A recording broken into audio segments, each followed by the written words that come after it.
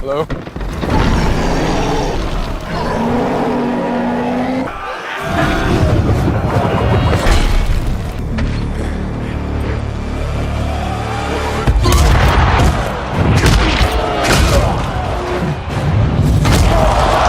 तो मूवी के स्टार्ट में हम एक लड़की जेन फोस्टर को देखते हैं। उसके साथ उसके प्रोफेसर और उसकी असिस्टेंट भी होती है। वो लोग खुले आसमान के नीचे कोई रिसर्च कर रहे होते हैं। तभी उन्हें आसमान से कोई लाइट निकलती हुई दिखाई देती है और तभी वहाँ पर एक बहुत बड़ा टोर्नेडो आता है और उसमें से एक आदमी बाहर आकर गिरता है जिसने कपड़े तक नहीं पहने होते और प्रोफेसर उनको कुछ कपड़े पहनाता है। अब यहाँ से स्टोरी आती है पास्ट में और हमें मिडगार्ड का सीन दिखाया जाता है। ऐसा किंगडम और ऐसी दुनिया जो कि जमीन से ऊपर है उसे एस्गार्ड कहते हैं और मिडगार्ड उसे नीचे वाली दुनिया यानी जमीन को कहते हैं। वहाँ पर कुछ फ्रोस्ट जायंट का अटैक होता है क्योंकि वो मिडगार्ड पर कब्जा करना चाहते थे, लेकिन तभी वहाँ पर एस्गार्ड से किंग आता है जिसका नाम किंग ओडिन होता है और उन सब जायंट से लड़कर उन्हें हरा देता है। इन जायंट्स के लीडर का नाम लोफी होता है और किंग ओडिन लोफी को पूरी तरह से हरा देता है और उसके पास एक खतरनाक वेपन भी होता है जिसे किंग ओडिन अपने पास रख लेता है। इनफैक्ट ये वेपन किसी भी लीडर की ताकत हुआ करता है और हर किंगडम के पास उसका अलग वेपन होता है। इस वेपन की खासियत ये थी कि ये किसी भी चीज को फ्रीज कर सकता था। अब किंग ओडिन उस वेपन को अपने साथ ऊपर एस्गार्ड में ले आते हैं। इसी ओडिन अब कैसल में पहुंचते हैं तो हम उनके दो बेटों को देखते हैं। एक का नाम थोर होता है और एक का नाम लोकी। किंग ओडिन अपने बच्चों से कहते हैं कि आओ मैं तुम्हें एक चैम्बर में लेकर जाता हूँ जहाँ पर मैंने वेपन्स की कलेक्शन कर रखी है। जब वो लोग वहाँ पर जाते हैं तो हम देखते हैं वहाँ पर म्योनिर भी होता है, यानी मूवी के आगे जाके जो थोर का हैमर बनेगा। साथ ही साथ वहाँ पर कॉस्मिक क्यूब भी होता है। अब कई साल गुजर जाते हैं, थोर और लोकी बड़े हो चुके होते हैं और आज वो दिन होता है जब किंग ओडिन ने थोर को किंग बनाना होता है। वहाँ पर सब लोग आए होते हैं, लेकिन इससे पहले कि किंग ओडिन ये अनाउंस करते कि थोर अब यहाँ का किंग होगा, इससे पहले ही बहुत बड़ी प्रॉब्लम हो जाती है। वहाँ पर फ्रोस्ट जायंट्स अटैक कर देते हैं क्योंकि वो अपने वेपन को वापस लेने आए होते हैं। किंग अपने खास सिक्योरिटी गार्ड को ऑर्डर देता है इनको खत्म कर दो। उसका नाम डिस्ट्रॉयर होता है और डिस्ट्रॉयर जल्द ही उनको खत्म कर देता है। अब किंग, थोर और लोकी उस चैम्बर की तरफ जाते हैं ये देखने के लिए कि कहीं उनका वेपन चोरी तो नहीं हो गया, लेकिन वो वेपन लकीली वहीं पर होता है।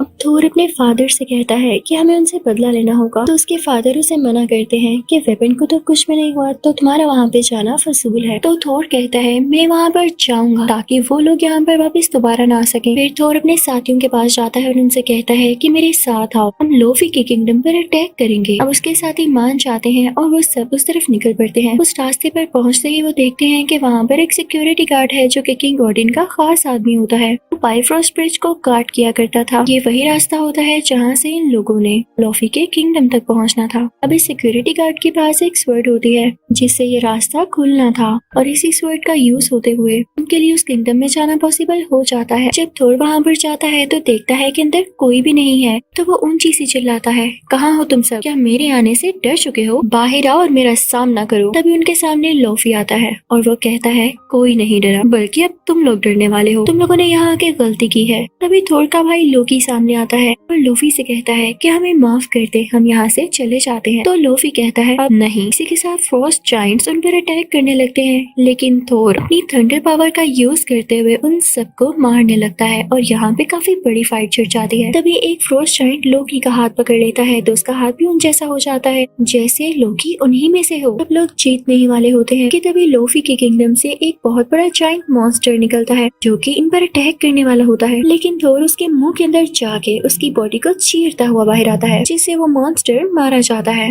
लेकिन इस चीज का गुस्सा लोफी के किंगडम वालों को बहुत ज्यादा आता है। वो थोर को और उसकी टीम को मारने के लिए आगे बढ़ते हैं, लेकिन तभी वहाँ पर किंग ओडिन आ जाता है और थोर बहुत करेज से कहता है कि लोफी अब तुम क्या करोगे? मेरे फादर भी यहाँ आ चुके हैं। लेकिन ये क्या, जो थोर को लग रहा था ऐसा नहीं था। किंग ओडिन वहाँ पर लोफी से माफी मांगने आए थे ताकि ज्यादा इशू न बन जाए और वो सेफली अपने बेटों को और टीम को यहाँ से ले जाए। वो लोफी से कहते हैं कि हमसे गलती हो गई, हमें यहाँ से जाने दो। लेकिन लोफी कहता है गलती की सजा मौत है और अगर एक बार तुम लोग यहाँ पर अटैक की नियत से आ गए तो वापस नहीं जा सकोगे। लेकिन जब किंग ओडिन ये देखता है कि इससे काम नहीं चल रहा तो वो अपना मैजिक यूज करते हैं और अपनी टीम को वापस एस्गार्ड ले आते हैं। लेकिन एस्गार्ड वापस आते ही थोर का बिहेवियर काफी बुरा हो जाता है और वो अपने फादर किंग ओडिन से कहता है आप अगर मदद नहीं कर सकते थे तो वहाँ पर क्यों आए? मैं अच्छा खासा उनको हराने वाला था, आपने उनसे माफी क्यों मांगी, वो इस काबिल नहीं है। तो किंग ऑर्डन थोर से कहते हैं कि तुम बदतमीजी से बात कर रहे हो। तो थोर कहता है और क्या करूं, आप मुझे लड़ने देते। किंग ऑर्डन कहते हैं अब मैं तुम्हें बताऊंगा कि तुम क्या करोगे। वो उससे उसका ड्रेस और पावर छीन लेते हैं, इवन उसका हैमर भी। और अब थोर को फेंक दिया जाता है मिडगार्ड यानी जमीन की तरफ, स्कार्ड से बहुत नीचे। और साथ ही साथ उसके हैमर को भी जमीन में फेंक दिया जाता है, जो कि किसी और तरफ गिरता है। अब किंग ऑर्डन कहते हैं कि हैमर मैंने जहाँ पर फेंका ये वहीं पर गिरा रहेगा और इसको वही उठा सकेगा जो इसको डिजर्व करता होगा, इसे उठाने के काबिल होगा। और थोर तुम तब तक इसको हासिल नहीं कर सकोगे जब तक इसके लिए डिजर्विंग न बन जाओ। नेक्स्ट सीन में हम देखते हैं कि थोर एक हॉस्पिटल में है। जब उसकी आंख खुलती है तो देखता है कि उसके आसपास डॉक्टर्स, जेन फॉस्टर, प्रोफेसर और वही असिस्टेंट है। तो वो काफी हड़बड़ा जाता है और कहता है मैं कहाँ पर हूँ। उन सबको पीछे करता हुआ और मारता हुआ हॉस्पिटल से बाहर आ जाता है। नेक्स्ट सीन हमें दिखाया जाता है उसी म्योनिर का, जो कि थोर का हैमर होता है। वो किसी सिटी में गिरा था और जहाँ पर वो गिरा था वो जगह कुछ तबाह सी हो गई थी। उसके इर्द गिर्द बाउंड्रीज बना ली थी शील्ड ने। अब उसका एक एजेंट वहाँ पर आता है। वो इस हैमर को लेके काफी इंटरेस्टेड लग रहा था और वो इस पे रिसर्च भी करना चाहता था। अब उसे बताया जाता है कि एक लड़की है जेन फॉस्टर जो कि रिसर्च करती है और क्या पता उसे इस हैमर के बारे में भी पता हो। तो वो एजेंट सीधा जेन फॉस्टर के घर जाता है। जेन फॉस्टर के मना करने के बावजूद भी वो उसकी बुक को वहाँ से ले आता है जिसके अंदर उसने सारी रिसर्च लिख रखी थी। अब उधर थोर को भी पता चल चुका होता है कि उसका हैमर कहाँ पर है, क्योंकि ये हैमर की गिरने वाली बात हर तरफ फैल चुकी थी। थोर हॉस्पिटल से बाहर आता ही लोगों से पूछने लगता है कि मुझे घोड़ा कहाँ से मिलेगा। तो लोग हंसने लगते हैं कि घोड़ा इस जमाने में यहाँ कोई घोड़ा नहीं है। तभी आती है वहाँ पर जेन और थोर से कहती है आओ मेरी गाड़ी में बैठ सकते हो तुम, मैं तुम्हें उस जगह तक ले जा सकती हूँ क्योंकि मुझे खुद भी वहाँ जाना है, लेकिन प्लीज अपनी जुबान बंद रखना। ये लोग वहाँ पर पहुँच जाते हैं तो देखते हैं कि थोर के हैमर को काफी सिक्योरिटी के अंदर रखा गया है और उसे कोई हाथ भी नहीं लगा सकता। थोर अंदर जाता है सब सिक्योरिटी गार्ड्स और आदमियों को मारता हुआ, क्योंकि इन लोगों ने उसके अपने हथौड़े यानी हैमर पर कब्जा कर रखा था। आखिरकार थोर उस जगह पर पहुंच ही जाता है जहां पर हैमर होता है। उसे खुशी से उठाने लगता है, लेकिन ये क्या, उससे हैमर उठाया ही नहीं जाता। थोर को बहुत दुख होता है और उसे गुस्सा भी आ रहा होता है। इतनी ही देर में शील्ड के एजेंट्स आ जाते हैं और वो थोर को जेल में बंद कर देते हैं। थोर देखता है कि वहाँ पर लोकी भी है। लोकी उसके पास आता है और उससे कहता है थोर तुमने बिल्कुल अच्छा नहीं किया, तुम्हारी वजह से फादर की डेथ हो चुकी है, किंग ऑर्डन मर चुके हैं, उन्होंने तुम्हारा गम ले लिया था। तो थोर को काफी दुख होता है और उसे रिग्रेट भी हो रहा होता है कि उसने अपने फादर से बदतमीजी क्यों की, और वो इसी सोच में गुम हो जाता है। अब रात को जेन के साथ जो प्रोफेसर होता है वो यहाँ पर आता है और जेल वालों को थोर का नकली ID कार्ड दिखाते हैं। कहते हैं कि इससे गलती हो गई, इसे नहीं पता था कि ये रिस्ट्रिक्टेड एरिया है, अब इसे मेरे साथ भेज दें, दोबारा ऐसा नहीं होगा। अब वहाँ से निकलते ही वो दोनों ड्रिंक करने लगते हैं, लेकिन प्रोफेसर साहिब अपने होश खो बैठते हैं। तो थोर उन्हें इन फॉस्टर के घर ले आता है और अब वो दोनों बैठ के बातें करने लगते हैं जबकि प्रोफेसर रेस्ट कर रहे होते हैं। अब जेन थोर से पूछती है तो चलो अपने बारे में बताओ, तुम कहाँ से आए हो। तो थोर कहता है कि मैं एक किंग का बेटा हूँ, हम लोग किंगडम पर राज करते हैं। तो जेन कहती है तुम भी कमाल करते हो, कैसी बातें कर रहे हो। तो थोर कहता है लाओ मैं तुम्हें ड्रॉ करके दिखाता हूँ, और थोर पूरी एक डायग्राम बनाता है जिसमें वो 9 के 9 किंगडम्स होते हैं। तो जेन को बताता है कि जिस अर्थ पर तुम रह रही हो इसे मिडगार्ड कहते हैं, जहाँ मैं रहता हूँ उसे एस्गार्ड कहते हैं। अब यहाँ से सीन शिफ्ट होता है एस्गार्ड की तरफ और हमें दिखाया जाता है कि लोकी ने झूठ बोला था कि किंग ऑर्डन की डेथ हो चुकी है। वो तो अभी जिंदा होते हैं लेकिन अभी भी होशी की हालत में होते हैं और लोकी उनके पास ही बैठा होता है।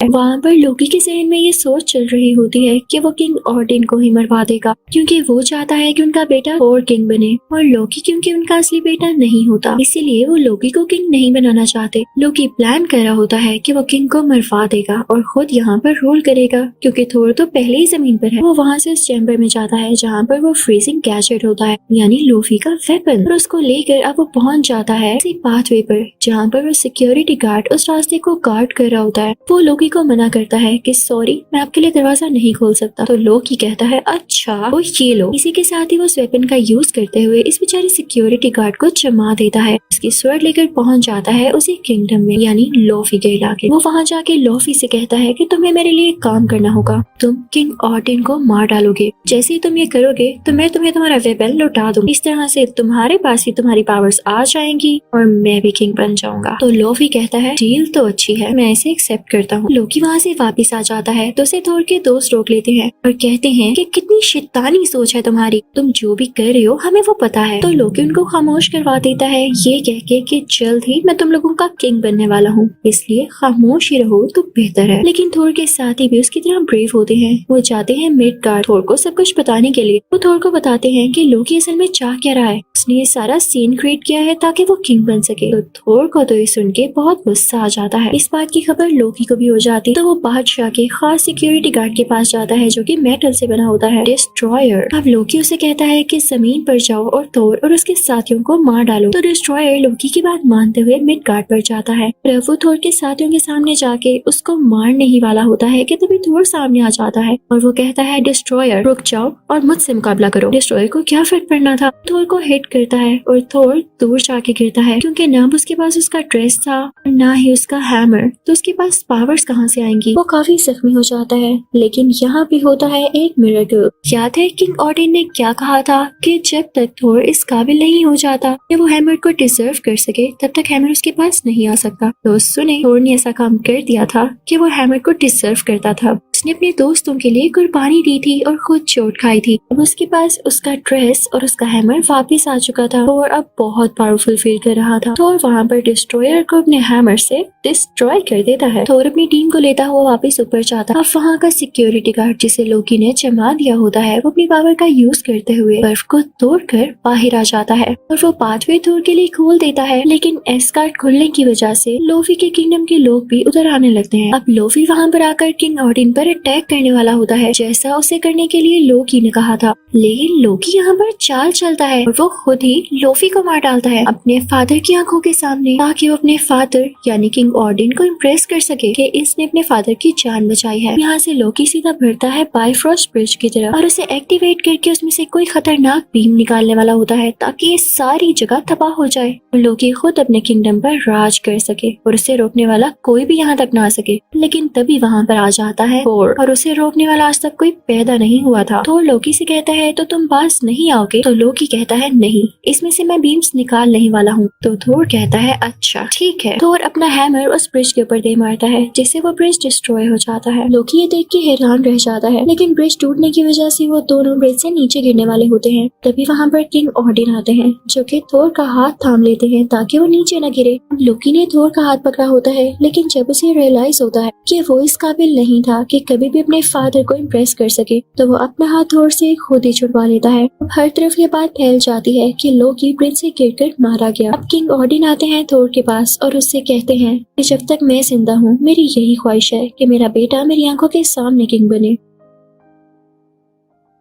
तो थोर अपने फादर से कहता है नहीं, मुझे अभी बड़े बड़े काम करने हैं और आप जैसा बनना है। जब मैं वाकई इस काबिल हो गया तब आप मुझे किंग बना दीजिएगा। अब इस पार्ट के एंड में हम देखते हैं कि लोकी मरा नहीं होता बल्कि वो पार्ट 2 में जिंदा होकर जरूर आएगा। इसी के साथ ये पार्ट 1 यहीं पर खत्म होता है और अब मैं आपको एक्सप्लेन करने वाली हूँ पार्ट 2। तो पार्ट 2 के शुरू होते ही फर्स्ट के सीन को दिखाते हुए जहाँ पर हमें किंग ऑडिन के फादर दिखाए जाते हैं। वो उनका दौर चल रहा था और उस वक्त उनका दुश्मन था मेलिकत। उसके पास भी एक वेपन हुआ करता था जो उसकी ताकत था। मेलिकत चाहता था कि वो पूरे 9 किंगडम्स पर अटैक करके उन पर कब्जा कर ले, लेकिन किंग ऑडिन के फादर ऐसा होने नहीं दे सकते थे। तो वो मेलिकत और उसके साथियों को हरा के वहाँ से दूर भेज देते हैं और वो मेलिकत से उसका वेपन लेके जमीन की गहराइयों में दफना देते हैं। अब जब मेलिकत को रियलाइज होता है कि उसे उसका वेपन ले लिया गया है और उसके मुकाबले में कोई आम इंसान नहीं खड़ा बल्कि द ग्रेट किंग है, तो अपने खास साथी को बुलाता है और कहता है कि अभी हमारे लिए गहरी नींद लेना बेहतर है और जब हालात बेहतर हो जाएंगे तो हम खुद ही लौट आएंगे और अपना वेपन भी वापस हासिल कर लेंगे। मेलिकत और उसका अजीब और गरीब साथी गहरी नींद में सो जाते हैं। कहानी आती है प्रेजेंट की तरफ। मेलिकत अभी तक सोया होता है। खैर ये तो एक अलग कहानी है, लेकिन अगर हम बात करें एस्गार्ड की तो वहाँ पर सबको पता चल चुका होता है कि लोकी ने अपने फादर को धोखा देने की कोशिश की थी कि नजरों में अच्छा बनने के लिए। अब वो पकड़ा जा चुका होता है क्योंकि वो मरा नहीं था, जिंदा था और थोर उसे पकड़ कर किंग ऑडिन के पास ला रहा होता है। इसके बाद अगले सीन में हम थोर को काफी शानदार लड़ाई करता हुआ देखते हैं और ये लड़ाइयाँ वो अपने किंगडम को बचाने के लिए किया करता था और उन लोगों के लिए जो खुद अपने लिए कुछ कर नहीं पाते थे और इतने ताकतवर नहीं थे, वो सब थोर से मदद मांगा करते थे। और ये थोर की अच्छाई थी कि वो उनकी मदद कर भी दिया करता था। फिर थोर जाता है अपने फादर के पास और उनसे बातें करने लगता है। यहाँ हमें पता चलता है कि बाइफरोस्ट ब्रिज दोबारा से रिपेयर हो चुका है और अब वो बिल्कुल ठीक से काम भी करने लगा है। अब किंग ओडिन थोर को बताते हैं कि बेटा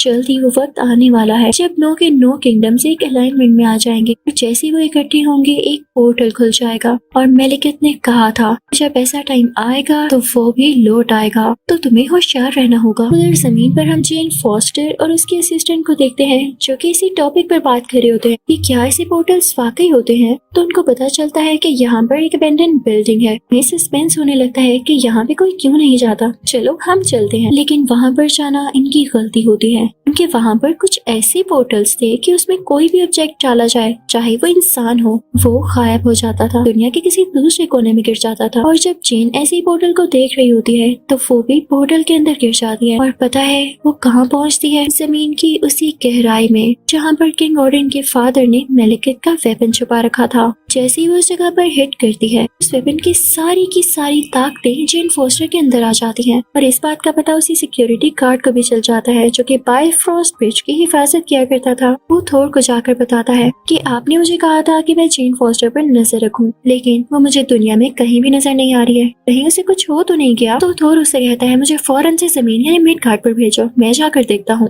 अब थोर आ चुका था मिड गार्ड पर, लेकिन जेन तब तक वहाँ पर पहुँच चुकी होती है यानी जमीन पर वापिस आ चुकी होती है। जब थोर को देखती है तो उसे स्लैप करती है, तुम इस हुलिये में यहाँ पर आ गई हो, कोई तुम्हें देख लेगा तो क्या कहेगा। लेकिन काम उल्टा ही पड़ जाता है। पुलिस वहाँ पर आती है और जेन को ही पकड़ के कहती है लेडी आपने इसे स्लैप क्यों किया है। लेकिन पुलिस का जेन को हाथ लगाना पड़ता है महंगा क्योंकि जेन में से काफी इलेक्ट्रिकल वेव्स निकलती हैं, जिससे पुलिस ऑफिसर दूर जाकर गिरता है। ये देख के थोर को पता चल चुका था कि उसकी दोस्त के अंदर ये एबिलिटीज आ चुकी हैं, मेलिकेट की उसी वेपन की पावर्स। तो वो उसे अपने साथ एस्कॉर्ट ले आता है। किंग ओडिन भी जब उसे देखते हैं तो उन्हें पता चल जाता है कि जेन के अंदर ये पावर्स हैं जो कि अच्छी नहीं है। वो बताते हैं कि मेलिकेट अब जरूर लौटेगा, उसका वेपन अब जेन के साथ कनेक्टेड हो चुका है तो जेन की जान को भी खतरा है, इसका ख्याल रखना। और ऐसा ही होता है।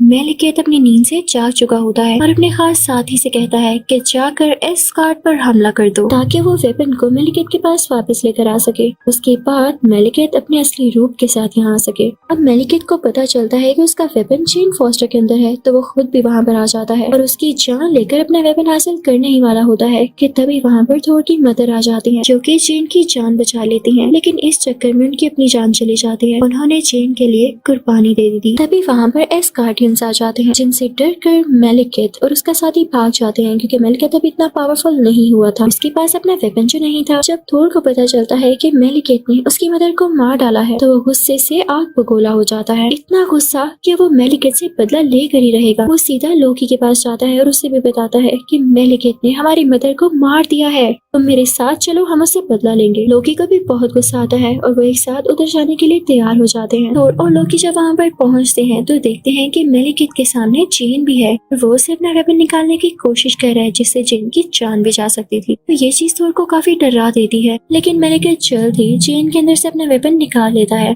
थोर को बहुत गुस्सा आता है और वो अपनी थंडर पावर्स का यूज करते हुए इस वेपन को तोड़ने की कोशिश करता है, लेकिन ऐसा नहीं कर पाता। मेलिकेट के पास अब उसका वेपन आ चुका था और वो और भी ज्यादा स्ट्रॉन्ग हो चुका था। मेलिकेट अपनी स्पेसशिप लेके वहाँ से चला जाता है और कहता है कि मैं उस दिन यहाँ पर जरूर आऊंगा जब सब किंगडम्स एक साथ इकट्ठे हो जाएंगे। तभी हम देखते हैं कि मेलिकेट का वही खास साथी लोकी को काफी जख्मी कर देता है। यहाँ पर उसने थोर के लिए कुर्बानी दी होती है, सैक्रिफाइस किया होता है कि मेलिकेट का ये साथी उसे मार डाले और थोर यहाँ से चला जाए। अब जेन थोर को अपने साथ ले जाती है उसी पोर्टल के पास जिससे वो वापस दुनिया में जा सकते थे। वहाँ पर वो प्रोफेसर और अपनी असिस्टेंट से मिलती है। वहाँ पर प्रोफेसर बताते हैं कि अगर हम बिल्कुल सेंटर में चले जाएं, मेलिकेट को पूरे 9 किंगडम्स पर कब्जा करने से रोक सकते हैं। अब ये सब लोग निकल पड़ते हैं उसी जगह पर जहाँ पर मेलिकेट आने वाला था। के पास काफी अच्छे और एडवांस वेपन्स भी होते हैं कि मेलिकेट का मुकाबला करने में कोई कसर बाकी न रहे। जल्दी वहाँ पर मेलिकेट भी आ जाता है और तभी वहाँ एक और पोर्टल खुल जाता है जिसमें से होते हुए थोर और मेलिकेट कहीं और आ जाते हैं। लेकिन थोर को तभी आइडिया आता है, वो मेलिकेट का अपना स्पेसशिप मंगवाता है और मेलिकेट पर दे मारता है जिससे उसकी डेथ हो जाती है। मेलिकेट अब नहीं रहा था, जो बहुत बड़ा बन रहा था वो अब कहाँ गया। ये लड़ाई अब खत्म हो चुकी थी। फिर थोर अपने फादर किंग ऑडिन के पास जाता है और उन्हें बताता है कि फादर, मैंने मेलेकिथ को मार डाला है। किंग ऑडिन कहते हैं, थोर अब मैं तुम्हें किंग जरूर बनाऊंगा। थोर कहता है कि नहीं, मैं अभी भी आपकी तरह स्ट्रॉन्ग नहीं हुआ।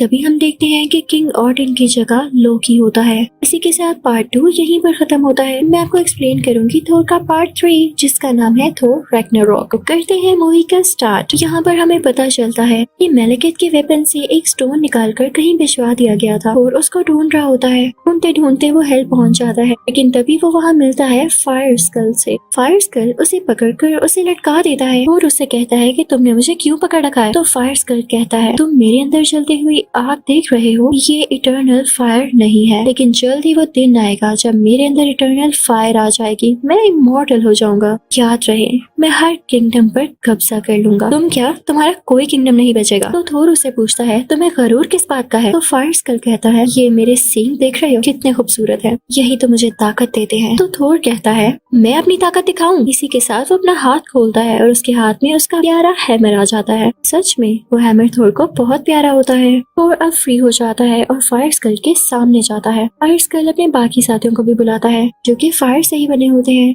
थोर से लड़ाई करने लगते हैं और इनको बड़ी आसानी से हरा देता है। तभी वहाँ पर एक ड्रैगन आ जाता है जो कि थोर की जान लेना चाह रहा होता है, लेकिन तभी थोर को आईजी आता है। कहता है कि मेरे अलावा मेरे हैमर को कोई नहीं उठा सकता। उस ड्रैगन के मुंह में अपना हैमर रख देता है ताकि उसके वजन से वो नीचे गिर जाए, और ऐसा ही होता है, ड्रैगन नीचे गिर जाता है। फिर थोर बढ़ता है उसी फायर स्कल की तरफ, अपने हैमर का यूज करते हुए उसे भी खत्म कर डालता है और उसका स्कल भी खींच लेता है। तो उसके सींग यानी उसका स्कल उठा लेता है और ऊपर की तरफ आवाज देता है कि पोर्टल खोल दो, यानी बायफ्रॉस्ट ब्रिज का दरवाजा। उसके लिए दरवाजा खोल दिया जाता है, लेकिन थोर आकर देखता है कि वहाँ पर पुराना सिक्योरिटी गार्ड नहीं है, बल्कि उसकी जगह कोई और है। वहाँ पर वो ड्रैगन भी, जो कि थोर के पीछे पड़ा होता है, थोर के साथ इस गार्ड के अंदर आ जाता है। लेकिन तभी वहाँ का दरवाजा बंद हो जाता है। ड्रैगन का मुंह अंदर होता है और बॉडी बाहर। उसके जिस्म के 2 टुकड़े हो जाते हैं। तो नया सिक्योरिटी गार्ड थोर को बताता है कि उसे लोकी ने रखा है और पुराने सिक्योरिटी गार्ड को भी लोकी नहीं हटाया है। तो थोर कहता है, ये क्या बात हुई। अब थोर अपने हैमर के साथ उड़ता हुआ किसी दूसरी जगह पर आ जाता है जहाँ पर किसी टाइप का प्ले हो रहा होता है। वहाँ पर किंग ऑडिन बैठे होते हैं और जो उनके सामने कैरेक्टर्स प्ले कर रहे होते हैं वो असली लोकी या थोर नहीं होते। वहाँ पर सब लोग ये तमाशा देख रहे होते हैं। वहाँ लोगों को ये शो करवाया जा रहा था कि थोर नहीं बल्कि लोकी ज्यादा अच्छा है, बहुत ब्रेव और सुपर है। और कोई देख के काफी गुस्सा आता है, और जब वो देखता है कि ये किंग ऑडिन नहीं है, उसे पता चल जाता है कि ये लोकी है, इसने किंग ऑडिन की शक्ल ले रखी है। थोर किंग ऑडिन के पास जाता है जो कि असल में लोकी होता है और उससे कहता है कि फौरन से अपने असली रूप में आ जाओ, मैं जानता हूँ कि तुम लोकी हो। लेकिन लोकी नहीं मानता। तो थोर कहता है, अच्छा तो तुम ऐसे नहीं मानोगे। अपना हैमर दूर फेंकता है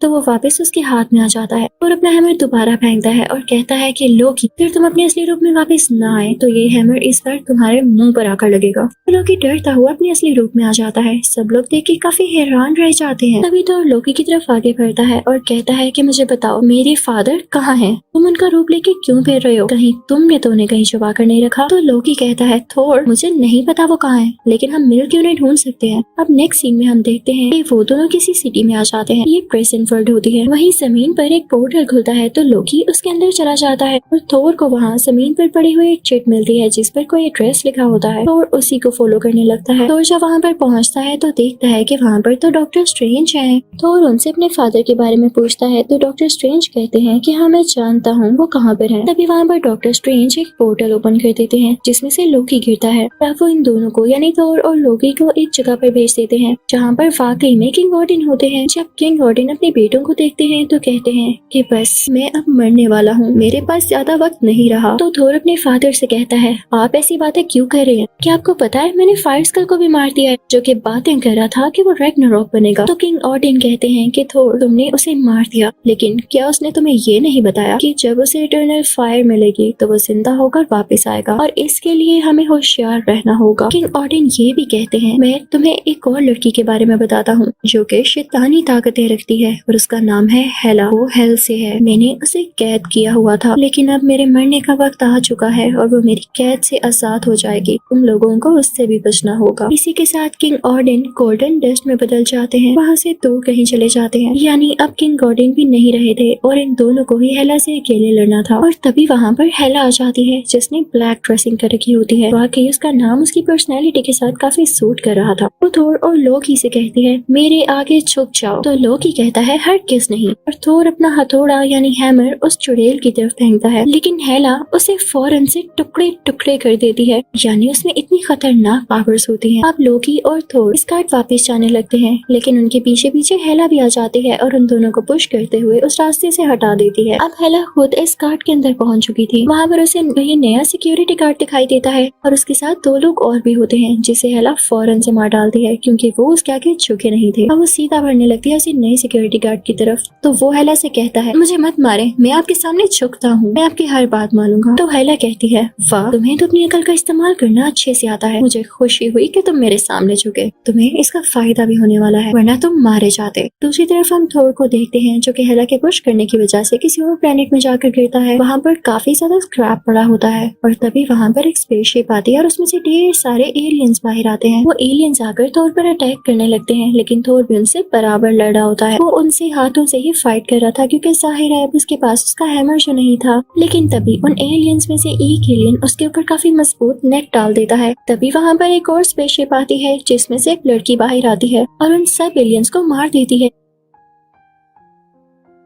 फिर वो थोर को अपने साथ ले जाती है। अब वो लड़की थोर को इसी प्लेनेट के ग्रैंड मास्टर के पास लेकर आती है जो कि यहाँ रूल किया करता। तो वो थोर को एक कुर्सी के साथ बांध देते हैं। जो लड़की थोर को ग्रैंड मास्टर के पास लेकर आई होती है उसका नाम उल्कारी होता है। उसे ऐसा करने के पैसे मिलते हैं। वहाँ पे ग्रैंड मास्टर थोर को बताता है कि मैंने यहाँ पर तुम्हें इसलिए बुलाया क्योंकि मैं रेसलिंग कॉम्पिटिशंस करवाता हूँ और मुझे तुम्हें देखने से लग रहा है कि तुम काफी स्ट्रॉन्ग हो, काफी ताकत है तुम में, तो तुम्हें मेरे लिए लड़ना होगा। तो थोर कहता है नो, मुझे कोई इंटरेस्ट नहीं, मुझे बस अपने किंगडम वापस जाना है, मुझे छोड़ दो तुम। तो ग्रैंड मास्टर कहता है तुम्हें छोड़ दूं। तभी थोर की नजर पड़ती है लोकी पर जो वहाँ पर ही होता है। तो थोर ग्रैंड मास्टर से कहता है कि ये देखें मेरा भाई भी यहाँ पर है, आप इसे क्यों नहीं उस कॉन्टेस्ट में रख लेते, ये भी काफी स्ट्रॉन्ग बनता है। तो लोकी कहता है नहीं नहीं, मैं इसका भाई नहीं हूँ, ये झूठ बोल रहा है। तो ग्रैंड मास्टर कहता है जो भी है मुझे इससे कोई कंसर्न नहीं, थोर मुझे तुमसे मतलब है क्योंकि मैं जानता हूँ तुम गॉड ऑफ थंडर हो। और फिर भी मना कर रहा होता है। तो ग्रैंड मास्टर कहता है अच्छा चलो सुनो, अगर तुम मेरे लिए कॉन्टेस्ट लड़ते हो और इसमें जीत जाते हो तो मैं तुम्हें एक बिल्कुल नई स्पेसशिप दूंगा जिसमें तुम एस्कार्ट वापस जा सकोगे। तो थोर कहता है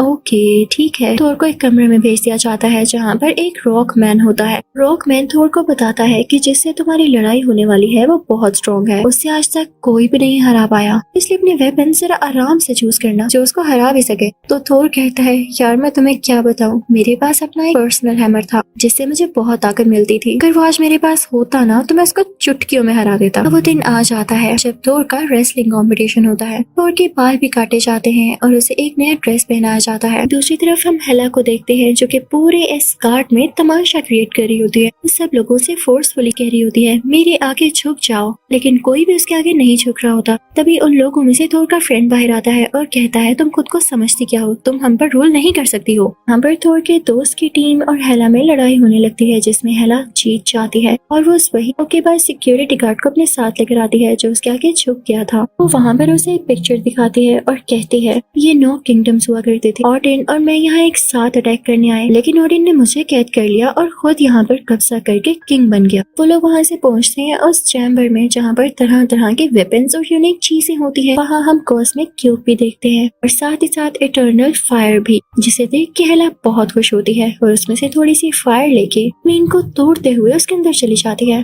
वो उस जगह पर गई होती है जहाँ पर उसके साथियों को मार दिया गया था। वो साग को चारों तरफ फैला देती है और वहाँ पर सब मरे हुए लोग जिंदा होने लगते हैं। साथ ही साथ उसका एनिमल पेट भी जो कि एक ब्लैक वुल्फ होता है, वो काफी जायंट और खतरनाक दिख रहा होता है। अब हेला उसे धोखेबाज सिक्योरिटी गार्ड को अपना साथी बना लेती है और सीधा बायफ्रॉस्ट ब्रिज की तरफ जाती है। तो उन्हें पता चलता है कि यहाँ पे वो स्वॉर्ड तो है ही नहीं जिससे ये दरवाजा खुलता है और उसे पता है कौन ले गया था, जिसकी ये तलवार थी। जी हाँ, वही पुराना सिक्योरिटी गार्ड। वो अपने साथ बाकी बचे हुए एस्गार्डियंस को भी ले गया था क्योंकि वो जानता था कि इन लोगों को हेला से खतरा होने वाला है। फिर हम वो सीन देखते हैं जब थोर की लड़ाई शुरू होने वाली होती है, लेकिन उससे पहले वो वल्कैरी से मिलता है। उसके हाथ पर देखता है कि कोई निशान है और ऐसा निशान तो एस्गार्डियन के फाइटर्स के हाथ पर होता है। और उससे कहता है कि तुम तो अपनी बंदी हो, तुम मुझे इस तरह से यहाँ पर क्यों लाई। उसे समझ आ जाता है कि वल्कैरी ने ये सब पैसों की खातिर किया। उसकी बातों को इग्नोर करते हुए वहाँ से चली जाती है और उसको बचाने के लिए कोई बात नहीं करती। अब लड़ाई शुरू हो जाती है। थोर देखता है कि उसके ऑपोजिट कोई और नहीं बल्कि हल्क है, तो वो खुशी से चिल्लाता है, वाह हल्क तुम। क्योंकि थोर और हल्क की काफी अच्छी अंडरस्टैंडिंग और दोस्ती होती है, लेकिन यहाँ पर हल्क उसे पहचानता ही नहीं। वक्त के साथ सब बदल जाता है। उन दोनों में बहुत ज्यादा फाइट होने लगती है। हल्क काफी जायंट होने की वजह से थोर को बहुत ज्यादा पंचेस मार रहा होता है। क्योंकि थोर के पास न उसका हैमर होता है न उसकी पावर्स, तो वो काफी हारने लगता है।